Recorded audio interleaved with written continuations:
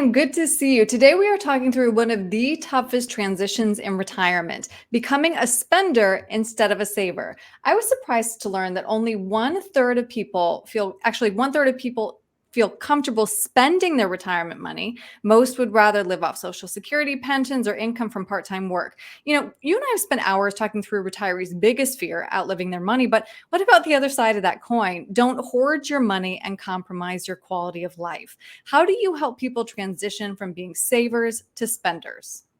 This is an interesting one because a lot of times the people that do the best job of saving over the years have the Hmm. hardest time once they actually retire because they've done such a great job. They've been diligent, they've been frugal, they've saved up a nice nest egg, and now it's so hard to go about spending down from this. Yeah. Psychologically, it's just a huge transition, and for many people, it's really a challenge to do. I'm thinking one client of mine right now, actually her and her husband.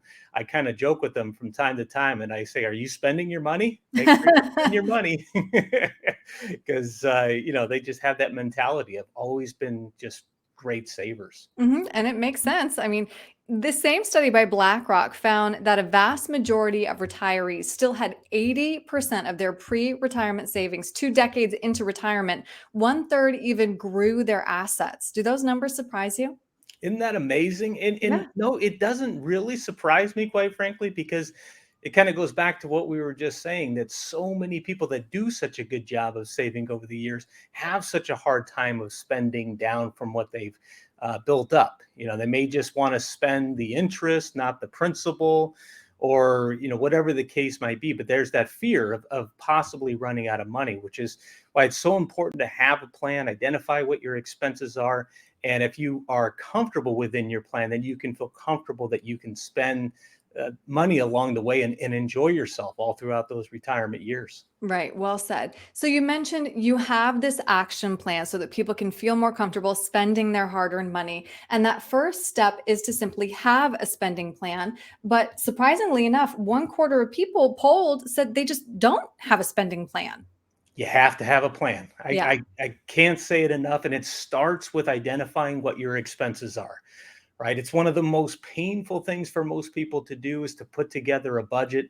And quite frankly, in your working years, if you're saving and investing and you still have money on top of that each month and you're doing well, there really isn't much of a reason to have to put together a budget. Okay. But once you retire, you're planning to retire, identify what those expenses are and know how you're going to meet those expenses.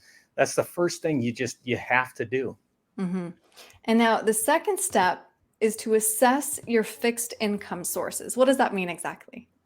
So fixed income sources include things like Social Security, Mhm. a pension, although for many people, I mean, pensions have been on the decline for years. So a lot of people don't have pensions.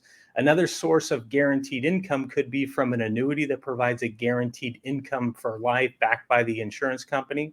So, these are income sources that you can count on each month to be there to help meet those necessary expenses. Hmm. And so when you have completed step one and two, then you can get to step three, which is finding out that discrepancy, which is known as the retirement gap. So how do you help people bridge that gap? Well, one way is with an annuity. So Hmm. as we just kind of mentioned, so as an example, if your monthly expenses are $8,000 a month, and you have Social Security and maybe a pension, and that provides, let's say, $5,000 a month, you could carve off a portion of your portfolio to make sure that you have that $3,000 a month of income guaranteed to you, again, backed by the insurance company, coming in each month there for the rest of your life. So that would be one way to do it. There's other bucketing strategies where you're identifying more short term, medium term, and long term money, but kind of having an action plan for different money that you have and kind of breaking it up to meet certain goals. Hmm. And that plan leads to peace of mind, which is what's so important, Ryan. If somebody wants to talk to you about creating their financial plan so that they can enjoy the retirement that they deserve, what's the best way to reach you? They can call at 714-462-9155 or can go to the website at kravitzfinancial.com. All right. Ryan, thank you. Thank you.